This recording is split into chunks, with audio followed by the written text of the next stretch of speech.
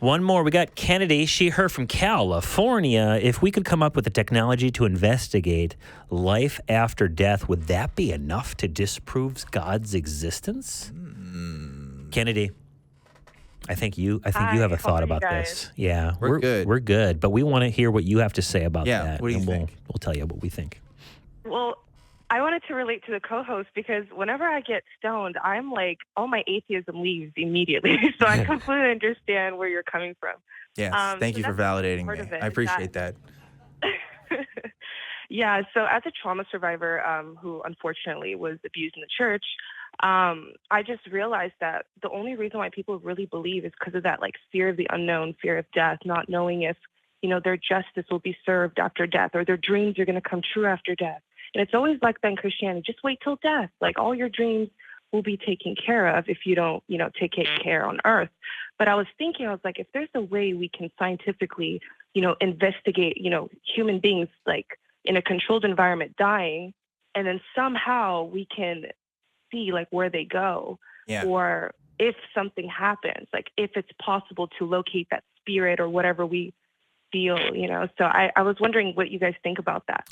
Are you high right now, Kennedy? Is that why you're asking this question? Don't shame her. No, I'm just asking. No, stop. No, she's fine. This is literally the plot to the. This is literally the plot to the game Death Stranding, by the way, which I recommend people play. Did you just give a spoiler? No. That's just the plot. It's all just right. People figured out that the afterlife is a thing you can go to, and you can like scientifically investigate it. Like that's the game. It's pretty. So we're gonna say go ahead and maybe consider getting Death Stranding. Yeah. No.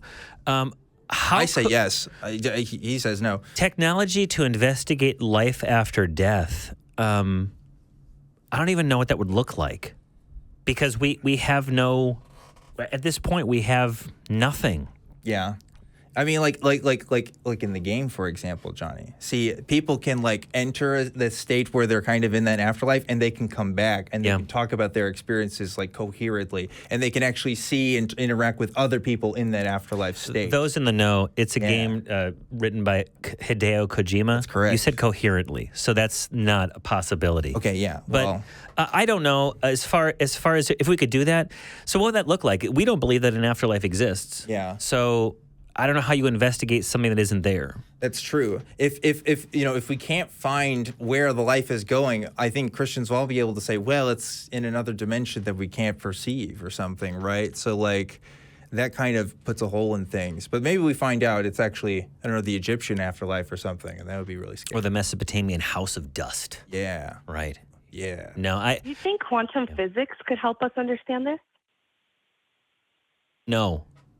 Yeah, I don't think I don't affirmatively believe that quantum physics could help us understand it, because I think that consciousness is, as they say, an emergent property of our brains, of the neurons, and all these things. Yes. And I think that once this starts to decay, there's nothing in there. It's this thing that feels like an awesome mind with thoughts and aspirations just kind of dissolves.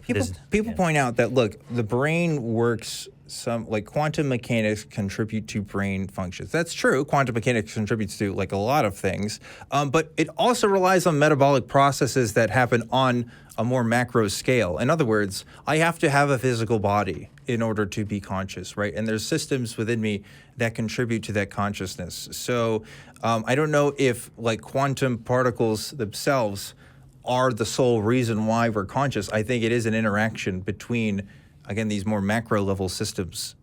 So maybe they point to how consciousness functions, but I don't know if it could investigate what happens afterwards. Because again, if our consciousness is purely the result of physical mechanical processes, then that's kind of just what it is. If the physical process stops, then we stop. It doesn't seem like there's anything after that. That's.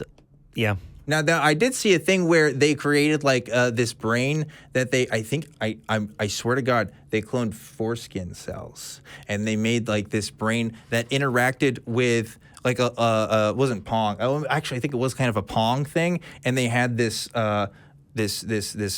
artificial brain do things with this system. So it's like we're on the verge of maybe potentially creating other kinds of consciousness. Yeah, but out there in the world, I mean, how many times we run into guys that are thinking with the wrong head, Yeah. So why do we need science for that? That's We got true. too much of that. I wonder why they chose to call that. Kennedy, thank you so much for your call.